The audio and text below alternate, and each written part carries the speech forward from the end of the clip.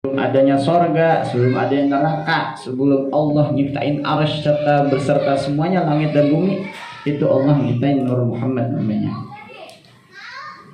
Nah, dari Nur Muhammad itu Nabi Adam pengen ngambil barokah.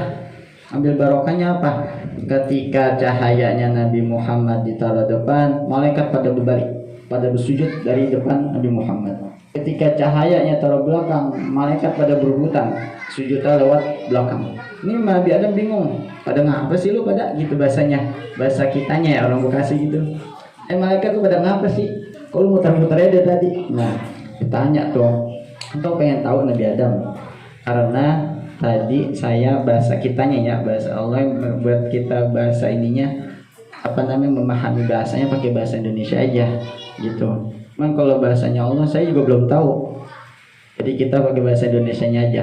Nabi Adam tahu gak tadi kenapa malaikat pada berebutan sujud? Karena saya taruhin cahaya Nabi Muhammad itu di atas jidat pertama. Terus dipindahin, tuh malaikat pada berebutan tuh. Kedua dipindahin lagi ke belakang, ini segala. Nabi Adam penasaran, yang namanya cahaya ditaruh jidat kelihatan nggak sama mata kita? Enggak. Kalau cahayanya itu ditaruh di belakang kepala kelihatan nggak sama mata? Enggak. Kira-kira kita penasaran nggak? Apa sih ini cahayanya? Gitu. Akhirnya Nabi Adam minta sama Allah biar cahaya Nabi Muhammad itu ditaruh di jempol. Nah, ini asal muasal kenapa setiap para ulama, para salafun salihun setiap azan ketika asyhadu anna Muhammadar Rasulullah yang kedua itu disunnahkan mengacuh dengan membaca marhaban bi habibi qurrata aini sayyidina Muhammad langsung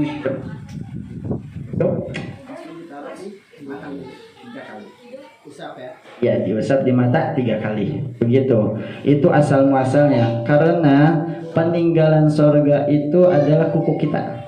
Ini dulu kita nih nggak ada yang hitam, yang warna coklat gitu, nggak ada yang warna kuning, nggak ada, semuanya bening pas di sorga dulu. Ya, nah jadi begitu.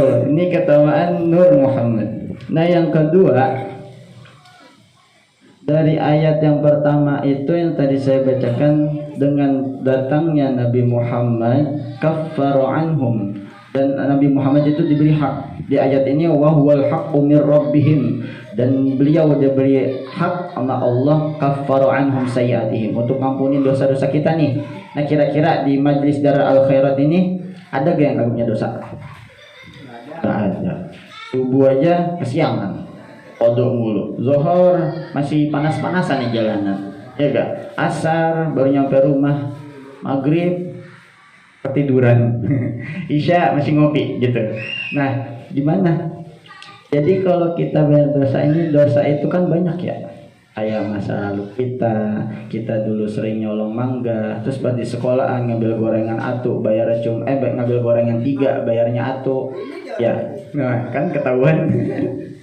Iya, itu namanya itu dosa. Nah, dengan kita bergembira datangnya Nabi Muhammad itu, kaffaru anhum sayyiatihim. Beliau mengampuni semua, bisa mengasih syafaat kita di yaumul kiamat dengan ampunan-ampunan. Ketika ada suatu kisah di daerah Mesir, ada seorang keluarga Yahudi. Nah, misalkan contohnya kayak di sini dah. Ini kan Om Hendra lagi ngadain maulid dengan adanya milad juga dan tasyakuran sembuh sakit dan selamat juga banyak. Nah, saya ambil intinya karena intinya maulid gitu. Di sini ngadain maulid, terus di tetangganya nih di Mesir itu ada tetangga dia tuh orang Yahudi. Nah dia bingung sama tetangga sini itu. Ini orang Yahudi ini bingung sama tetangganya. Dia tiap tahun bikin acara besar-besaran. Kalau kita pernah lihat kayak acara ya Majlis Rasulullah, terus Majlis Nurul Mustafa kan gede ya. Nah, itu tiap tahun beliau ngadain gituan. Orang Yahudi ini sama suaminya bingung.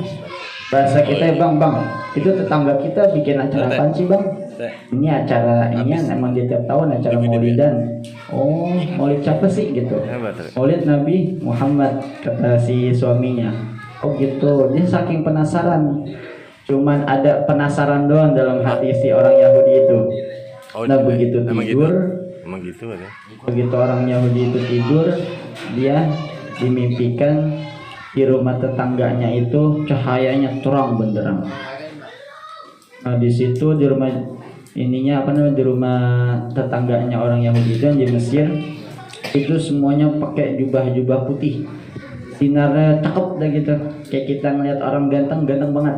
Nah cuman ada satu nih yang paling ganteng banget. Nah si orang Yahudi ini yang bidinya itu tanya, bang itu yang paling ganteng itu siapa bang gitu, kata si istrinya.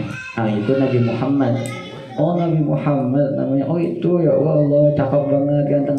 Bayangin Nabi Muhammad mau datengin orang Yahudi karena lantaran penasaran dan bahasa kitanya kepo. Kita yang udah dari lahir Islam baca syahadat dari masih brojo langsung disyahadatin, diazanin gitu. Ada gak sih cita-cita untuk mimpi ketemu Rasulullah? Ada gak sih cita-cita kita untuk bisa ziarah ke makam Nabi Muhammad? Ada gak cita-cita kita biar cinta kita itu diterima sama Rasulullah gitu. Nah orang Yahudi ini pas lagi dia datangin di dalam mimpinya, ceritanya itu disamperin sama Rasulullah, ditanya siapa anda, karena orang Yahudi ini nggak tahu kalau Rasulullah tuh wajahnya gimana. Kita juga nggak tahu ya, orang belum pernah ketemu gitu. Nah ditanya sama Rasulullah, saya Muhammad. Habis itu dia balik lagi tuh tidur, kaget bangun dan dia langsung baca syahadat.